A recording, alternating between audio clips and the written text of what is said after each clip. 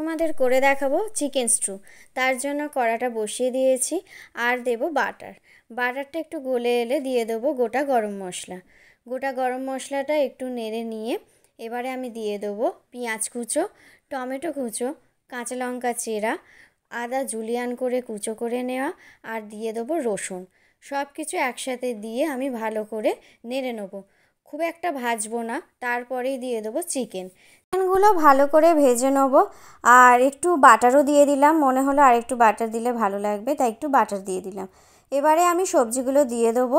সবজির মধ্যে দিয়েছি আলু, পেঁপে আর দিয়েছি গাজর।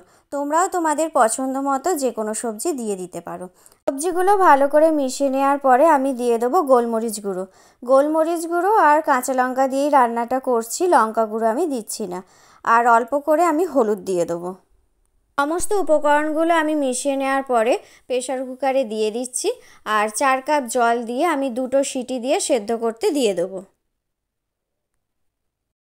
দেখো, চিকেন স্টু আমার রেডি। তোমরাও কারা খেতে ভালোবাসো অবশ্যই আমাকে একটা কমেন্টস করে জানাবে। টাটা।